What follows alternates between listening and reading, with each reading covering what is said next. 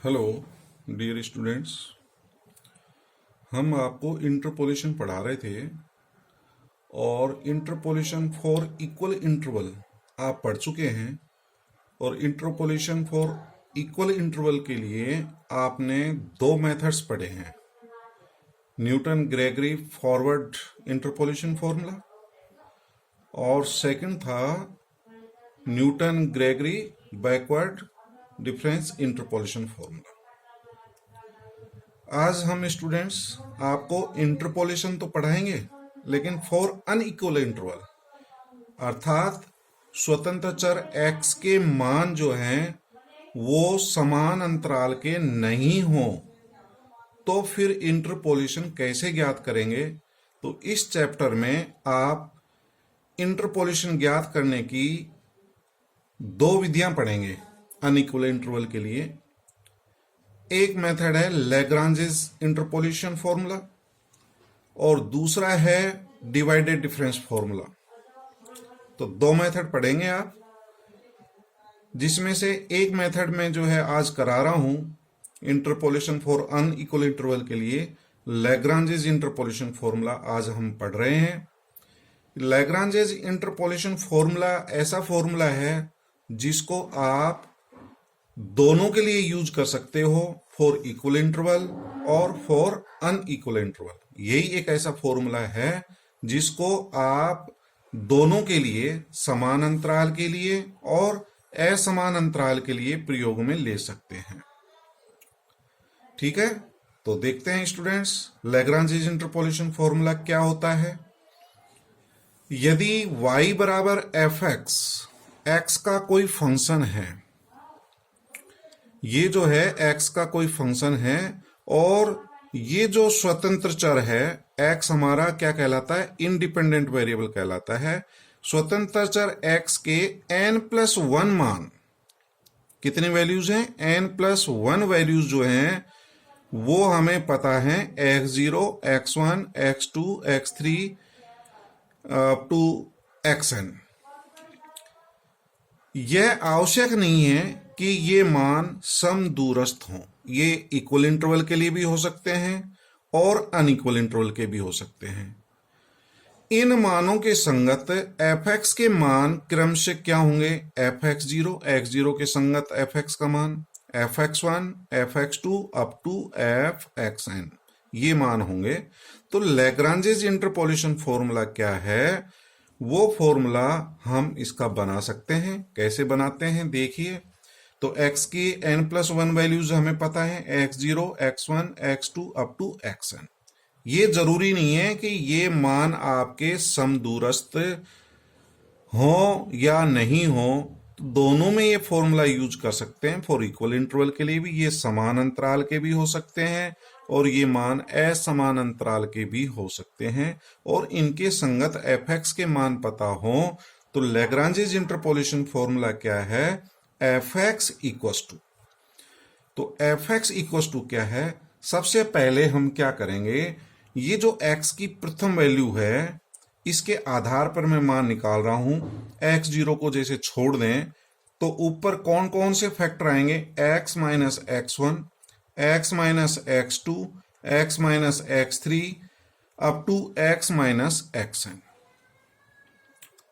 Upon में क्या आएगा, अपॉन में क्या आएगा, आपने कौन सा जो है x का मान छोड़ा है, x0 से, तो फिर नीचे आपका डिनोमिनेटर में आएगा x0 minus x1, x0 minus x2 up to x0 minus xn into f(x0). ठीक है, दोबारा देख लो, पहला मान ये छोड़ देना x का, x minus x1, x minus x2 up to x minus xn, ये फैक्टर आएंगे, सभी प्रोडक्ट हैं, ये गुणा में है। इनटू में ये जो मान आपने दबाया है इसके संगत f(x) का मान क्या है, f(x0) अपॉन में आपने कौन सा मान छोड़ा है, x0। जहां जहां x है वहां x0 रख दें, यानी कि x0 minus x1, x0 minus x2 और x0 माइनस xn। ठीक, फिर प्लस। अब इस फॉर्मूले का सेकंड टर्म क्या होगा, फिर x1 को छोड़ देना, x minus x zero, x minus x two up to x minus x n. ठीक है, तो इसमें x माइनस एक्स वन गुणनखंड नहीं आएगा, x minus x zero, x minus x two up to x minus x n. Upon में कौन सा मान छोड़ा है, x1 का, तो x के स्थान पर x1 रख देना तो नीचे का मान आ जाएगा x1 minus x zero, x1 minus x two up to xn minus xn into fx1। Next value में क्या करेंगे, x2 छोड़ दें तो x minus x zero, x minus x1, x minus x3, x2 छोड़ रहे हैं, ध्यान दीजिए, x2 के बाद क्या होगा x3, x minus x3 up to x minus xn। Upon में जहां जहां x है वहां पर क्या लिख देंगे, x2, तो ये x2 लिख देना into fx2 plus up to and so on, और लास्ट टर्म क्या आएगी, ये वाला टर्म छोड़ देंगे तो x minus x zero, x minus x1, x minus x2 up to x minus xn minus 1, और अपॉन में जहां जहां x आया वहां पर क्या रख देंगे, xn minus x zero, xn minus x1, xn minus xn minus 1 into इसके संगत जो भी मान है इंटू fxn। तो यह फॉर्मूला हमारा लैग्रांज इंटरपोलेशन फॉर्मूला कहलाता है। तो फॉर्मूले को आप इजीली याद रख सकते हो, विधि मैंने आपको बताई है, अब इसका प्रूफ बता रहा हूं मैं, सिद्ध करना बता रहा हूं। तो फॉर्मूला समझे कि नहीं समझे, एक टर्म फिर बता दूं मैं, जैसे फर्स्ट टर्म क्या होगी, x जीरो को छोड़ देना, x minus x one, x minus x two up to x minus x n. Upon में जहां जहां x आया ऊपर उसकी जगह x जीरो रख देना, x zero minus x one, x zero minus x two up to x zero minus x n into f x zero. ठीक है, तो एक एक टर्म छोड़ करके आप मान लिख सकते हैं, फिर x1 को छोड़ देना, x2 को छोड़ देना, लास्ट में xn। तो इस तरह से ये आप fx की वैल्यू लिख सकते हैं, और इसी को हम लैग्रांज इंटरपोलेशन फॉर्मूला कहते हैं। इसका प्रूफ देखिए, प्रूव करने के लिए हम क्या करेंगे, हम n घात का कोई बहुपद डिफाइन करेंगे। We consider a polynomial fx या pnx ऑफ डिग्री n। अब वो कैसे डिफाइन करना है, ये हमारा x का पद है, आपको पता है ये कितने घात का है, n घात का है, ये x into x into x up to n times है, ये n टर्म्स हैं, देखिए x1 x2 up to xn। ये टोटल n प्लस 1 पद थे, इसमें से एक पद हम छोड़ रहे हैं, तो टोटल कितने n है, तो ये x की पावर n आएगा, तो ये n घात का बहुपद कहलाता है। तो n घात के बहुपद को हम किस प्रकार से डिफाइन करेंगे, ये जो आपका कांस्टेंट है इसको a0 सपोज कर लेना, ये वाला a0 मल्टीप्लाई बाई ये आ जाएगा, प्लस ये पूरा टर्म आएगा इंटू a1, इसको a1 सपोज कर लें थोड़ी देर के लिए, इसको a2 सपोज कर लें, और अप टू इसको क्या सपोज कर लें an। बाकी के टर्म हम ऐसे कैसे लिख देंगे, तो हम कोई भी बहुपद n घात का निम्न प्रकार से परिभाषित कर रहे हैं, क्या, fx is equal to a0 into में ये वाला आ रहा है, ये पूरा x minus x1, x minus x2 up to x minus xn। ठीक, प्लस इसको a1 ले लेना, a1 इंटू ये आ जाएगा, प्लस a2 इंटू ये वाला पद आ जाएगा, और लास्ट में ये an आएगा इंटू ये आएगा। देख लें आप, जहां a0, a1, a2 up to an सभी कांस्टेंट्स हैं, ये हमारा समीकरण नंबर 1 है। समझ गए, हम n घात का कोई बहुपद डिफाइन करेंगे, fx इक्वल टू ये n घात का बहुपद डिफाइन कर लिया फॉर्मूले को देख करके। फॉर्मूला याद होना चाहिए, फॉर्मूले को देख करके ही हमने n घात का बहुपद डिफाइन किया है। तो मैं मान के चलता हूं n घात का बहुपद आप डिफाइन कर लेंगे। अब मैं a0, a1, a2, an के मान ज्ञात करूंगा और वो मान ज्ञात करके इसमें रख दूंगा, फॉर्मूला सिद्ध हो जाएगा।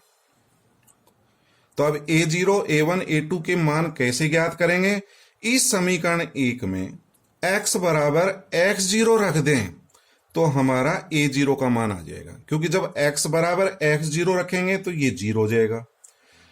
जिसमें भी x माइनस x0 गुणनखंड है वो 0 हो जाएगा। x बराबर x0 रखने से ये 0 हो गया, ये 0 हो जाएगा, ये 0 हो जाएगा, ये 0 नहीं होगा, इससे a0 का मान आ जाएगा। तो समीकरण 1 में हम x बराबर x0, x1, x2 up to xn ये मान रखेंगे। एक एक मान रखना है और हमारी ये एक एक कांस्टेंट के मान प्राप्त हो जाएंगे। x0 रखने से a0 का मान प्राप्त होगा, x1 रखने से a1 प्राप्त होगा, क्योंकि जैसे ही x1 रखेंगे तो ये वाला तो 0 हो जाएगा, x1 माइनस x1। इसमें चूंकि ये गुणनखंड है नहीं तो a1 का मान ज्ञात हो जाएगा, बाकी जिसमें है वो 0 हो जाएगा, ये 0 हो जाएगा, x माइनस x1 ये 0 हो जाएगा, तो a1 का मान आ जाएगा। समीकरण 1 में x बराबर x0, x1, x2 up to xn ये मान रखेंगे तो a0 का मान क्या प्राप्त होगा? a0 equals to f x0 और ये वाला मैंने नीचे रख दिया जो मान रखने से आएगा x0 minus x1, x0 minus x2 up to x0 minus xn। ठीक, ये समीकरण नंबर 2। a1 का मान निकालने के लिए समीकरण 1 में x बराबर x1 रख देंगे। x बराबर x1 रखने से a1 का मान ज्ञात हो जाएगा fx1 अपॉन ये वाला जो मान है x की जगह x1 रख दें तो a1 का मान क्या प्राप्त होगा? fx1 upon x1 minus x0, x1 minus x2 up to x1 minus xn। ठीक, नेक्स्ट मान x बराबर x2 रख देंगे तो a2 का मान ज्ञात हो जाएगा, बाकी के सभी 0 हो जाएंगे। x बराबर x2 रखेंगे तो ये 0 हो गया, ये 0 हो जाएगा। a2 वाला मान 0 नहीं होगा क्योंकि इसमें x माइनस x2 फैक्टर नहीं है, बाकी के सब मान 0 हो जाएंगे, a2 का मान ज्ञात हो जाएगा। लास्ट मान x इक्वस टू xn रख दें तो an का मान ज्ञात हो जाएगा। ये सभी मान a0, a1, a2 up to an सभी मान हम समीकरण 1 में रख देंगे, हमारा लैग्रांज इंटरपोलेशन फॉर्मूला सिद्ध हो जाता है। तो हमें ये फॉर्मूला प्राप्त हो जाएगा और यही हमारा लैग्रांज अंतर्वेशन सूत्र कहलाता है। ठीक है, तो अब आप लैग्रांज इंटरपोलेशन फॉर्मूला समझ गए होंगे कि लैग्रांज इंटरपोलेशन फॉर्मूला क्या होता है, उसको कैसे सिद्ध करते हैं। ठीक है, नेक्स्ट हम ये देख रहे हैं कि लैग्रांज इंटरपोलेशन फॉर्मूले को हम किस रूप में लिख सकते हैं।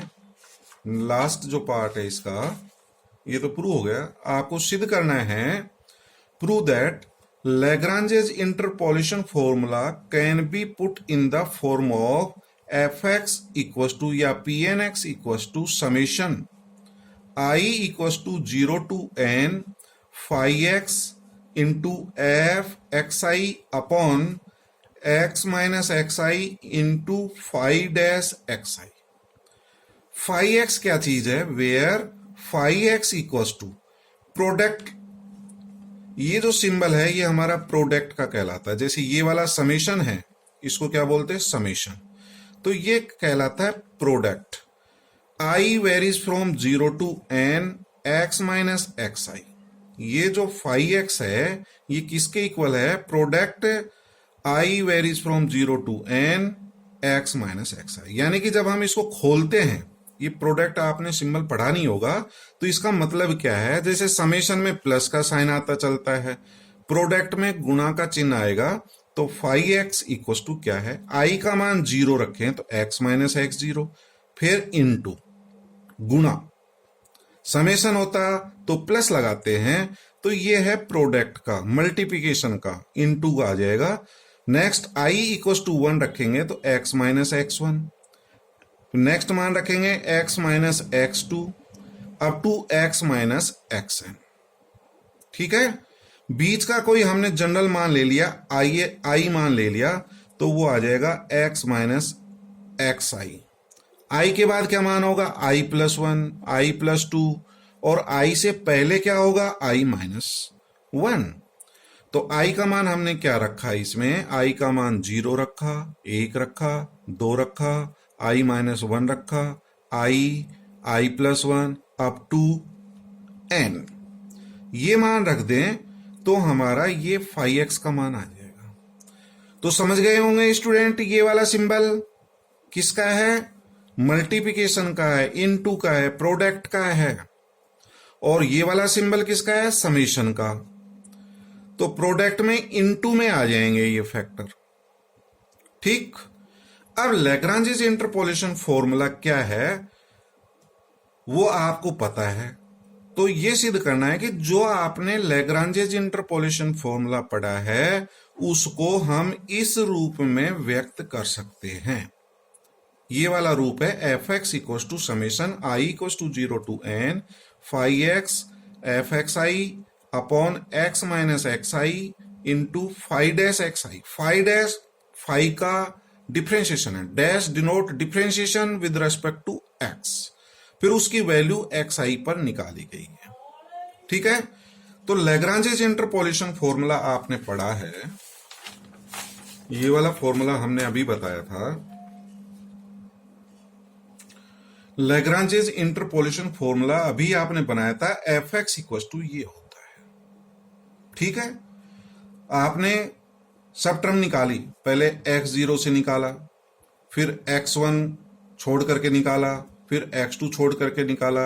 यदि इसी में मैं आपका कोई पद ले लूं, बीच का कोई टर्म ले लूं, आप देखिए बीच की यदि हम इसमें कोई टर्म लिख लें यहां पर, तो ये इतना बड़ा फॉर्मूला लिखने की जरूरत नहीं है, आप इसको शॉर्ट में समेशन फॉर्म में लिख सकते हैं। जैसे मैं यहां लिख दूं एक्स आई, बीच का कोई जनरल टर्म ले लिया हमने एक्स आई, इससे पहले क्या होगा एक्स आई माइनस 1, इसके बाद का क्या पद होगा, आई के बाद x i plus 1, x i plus 2 up to x N.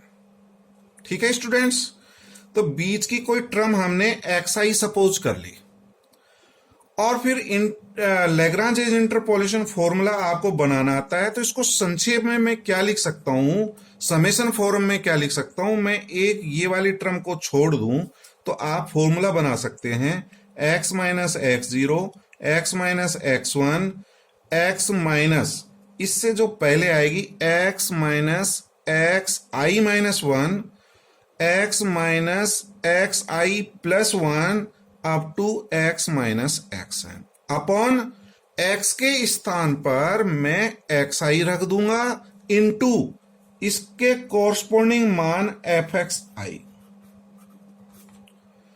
तो स्टूडेंट्स इसको मैं इतना बड़ा नहीं लिख करके समेशन फॉर्म में लिख सकता हूं, ये फॉर्म।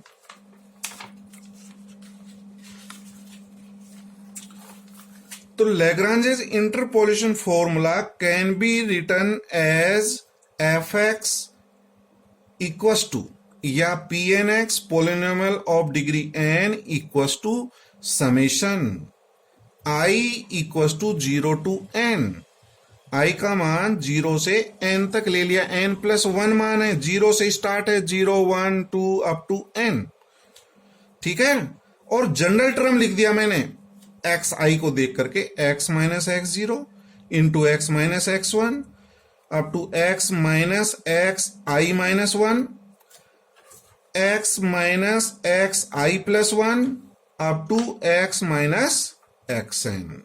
कौन सा टर्म छोड़ा, एक्स आई, तो नीचे एक्स के स्थान पर क्या लिख देंगे, एक्स आई माइनस एक्स 0, जहां जहां एक्स है वहां पर एक्स आई लिख देंगे, इनटू में एफ एक्स आई।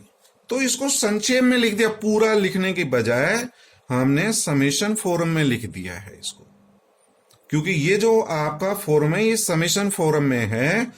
तो हमने लैग्रांजेस इंटरपोलेशन फॉर्मूले को इस रूप में लिख सकते हैं।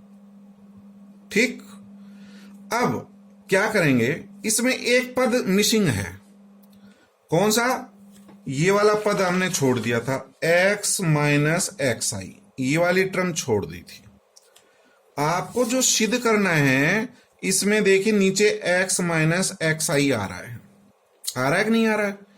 तो इसमें मैं क्या करूंगा, इस फॉर्मूले में जो आपकी मिसिंग टर्म है ऊपर, उससे मैं मल्टीप्लाई और डिवाइड कर दूंगा। तो multiply and divide by x minus x I. तो आप देखिए ये मैंने x माइनस एक्स आई से गुणा कर दिया, यहां पर x माइनस एक्स आई से गुणा कर दिया, x माइनस एक्स आई से भाग कर दिया। ये डिवाइड है और ये मल्टीप्लाई है, multiply and divide by x minus x I. ठीक है। और ये जो ऊपर जो है, ये वाला हमारा 5x है। 5x इक्वल टू 5x का मान क्या है? Product x minus x i varies from 0 to n। यदि इसको हम खोल दें तो 5x का मान ये प्राप्त हो रहा है, x minus x zero, x minus x one, x minus x i minus one, x minus x i plus one up to x minus x. तो ये वाला जो पार्ट है ये तो 5x बन गया, इंटू एफ एक्स आई हो गया, अपॉन में x minus x i into ये पूरा आ जाएगा x i minus x zero, x i minus x one up to x i minus x n. ठीक है। तो समझ गए होंगे ये क्या चीज है, ये हमारा 5x है। अब ये वाला जो टर्म है ये 5 एक्स आई बनना चाहिए, तो हमारा पार्ट सिद्ध हो जाएगा। 5x आ गया, एफ एक्स आई आ गया, x माइनस एक्स आई आ गया। तो अब ये जो बच गया है ये वाला, ये 5 एक्स आई है। अब 5 एक्स आई का मान कैसे निकालेंगे? क्योंकि आप जानते हैं 5x बराबर ये है, यहां से देख लो 5x का मान लिख दिया मैंने। 5x इक्वल टू क्या है? x minus x zero, x minus x one up to x minus x i minus one, x minus x i up to x minus x. तो ये हमारा 5x है। ठीक है। जब 5x पता है तो 5 एक्स आई का मान नहीं निकाल सकते क्या आप? 5 एक्स आई मतलब पहले इसका डिफरेंशिएशन करो और फिर x equal to x I रख देंगे। Differentiate with respect to x and then put x equal to x I. तो अब मैंने डिफरेंशिएशन नहीं किया, आप कर सकते हैं डिफरेंशिएशन, आपको पता है। 5 एक्स का मान निकालें तो 5 एक्स का मान कैसे निकालते हैं? इसका डिफरेंशिएशन कर देंगे, x का 1 हो जाएगा, इसका 1 हो जाएगा, तो ये वाला पार्ट आएगा। पहले हम इसका डिफरेंशिएशन कर दें, ये पूरा आएगा, और x के स्थान पर एक्स आई रखूंगा, यहां पर x के स्थान पर एक्स आई रखूंगा, एक्स आई माइनस एक्स आई वो 0 हो जाएगा। तो ये मान पूरा क्या होगा? 0। 5 एक्स निकालें और फिर x इक्वल टू एक्स आई रखना है। समझ गए? फिर ये एज इट इज रख लें और फिर इसका डिफरेंस ये कर दें। पहले इसका डिफरेंशिएशन कर दिया, ये एज इट इज आ गया। अब नेक्स्ट में इसका डिफरेंशिएशन कर दें, बाकी का एज इट इज लिख दें, इसका 1 हो जाएगा, और x minus x zero, x minus x two up to ये पूरा आएगा, और x की जगह एक्स आई रखेंगे तो फिर 0 हो जाएगा। तो सब मान 0 होते चल रहे हैं, इसके रेस्पेक्ट में करेंगे डिफरेंशिएशन और x इक्वल टू एक्स आई रखेंगे, 0 हो जाएगा due to this factor x minus x I, इसके कारण 0 हो रहा है। फिर इसका डिफरेंशिएशन करेंगे और x इक्वल टू एक्स आई रखेंगे, ये 0 हो जाएगा, अगला भी 0 हो जाएगा, अगला भी 0 होगा। अब यहां देखिए इसी का डिफरेंशिएशन कर देंगे, इसका डिफरेंशिएशन 1, बाकी का ये आएगा x minus x zero, x minus x one up to ये। अब x इक्वल टू एक्स आई रखेंगे तो अब 0 नहीं होगा। क्यों? क्योंकि ये फैक्टर इसमें है ही नहीं। तो x इक्वल टू एक्स आई रखेंगे तो x i minus x zero, x i minus x one, ये x i minus x i minus one, इसका हमने डिफरेंशिएशन कर दिया था, 1 हो गया ये। फिर xi minus xi plus 1 up to xi minus xn। समझ गए होंगे। जब इसका फाई डैश x का मान निकालो और फिर उसके बाद x equal to xi put करेंगे तो सिर्फ ये बचेगा, सब मान जीरो होते चलेंगे। इसका डिफरेंशिएशन ये पार्ट इसकी वजह से जब x इक्वल टू xi रखेंगे ये जीरो हो जाएगा, फिर जीरो हो जाएगा क्योंकि ये सब में आएगा। और जब इसी का डिफरेंशिएशन कर देंगे तो ये वाला गुणनखंड नहीं होगा, बाकी का आएगा, इसका 1 ये बचेंगे और x इक्वल टू xi रख देंगे तो फाई डैश xi का मान ज्ञात हो जाएगा। ठीक, और ये जो आपका बच गया था यही तो है आपका सेम, ये वाला जो है ये फाई डैश xi के बराबर हो जाएगा ये वाला मान। तो fx equal to pnx equal to summation i equal to 0 to n phi x into f xi upon x minus xi, और ये जो बच गया ये फाई डैश xi। ठीक है, तो लैग्रांजेस फॉर्मूले को आप इस फॉर्म में व्यक्त कर सकते हैं, ये मैंने इसका प्रूफ बताया, तो आप समझ गए होंगे। लैग्रांजेज इंटरपोलेशन फॉर्मूले को आप समेशन फॉर्म में ये लिख सकते हैं, इसमें जो फैक्टर नहीं है उसे मल्टीप्लाई और डिवाइड कर दिया, x माइनस xi से गुणा भाग कर दिया। ये वाला फाई x है, ये अकॉर्डिंग टू आपका इसमें पार्ट जो गिवन है ये गिवन है, तो ये फाई x हो जाएगा into f xi upon x minus xi, और ये जो मान है ये फाई डैश xi बनेगा। कैसे? फाई x आपको पता है, इससे फाई डैश x का मान निकालो। फाई डैश x आपको पता है गुणा का कैसे निकालते हैं, इसको हम जो है डिफरेंशिएशन कर देंगे, बाकी एज इट इज आ जाएगा। इसका डिफरेंशिएशन कर देंगे, बाकी एज इट इज आएगा। x इक्वल टू xi रखेंगे, सब जीरो हो जाएंगे सिर्फ इस वाले को छोड़ करके। इसका डिफरेंशिएशन 1 होगा, बाकी का जो बचेगा उसमें x इक्वल टू xi रख देना, वही हमारा फाई डैश xi है। ठीक है, तो आपने लैग्रांजेज इंटरपोलेशन फॉर्मूला क्या होता है ये पढ़ा, और उसका दूसरा रूप क्या होता है, उसको किस फॉर्म में रख सकते हैं ये हमने बताया है। लैग्रांजेज इंटरपोलेशन फॉर्मूला दोनों में काम में लिया जा सकता है, इक्वल इंटरवल के लिए और अनइक्वल इंटरवल के लिए। अगले लेक्चर में हम आपको लैग्रांजेज इंटरपोलेशन फॉर्मूले का प्रयोग करके क्वेश्चंस को कैसे हल करेंगे वो हम नेक्स्ट लेक्चर में बताएंगे। Thank you.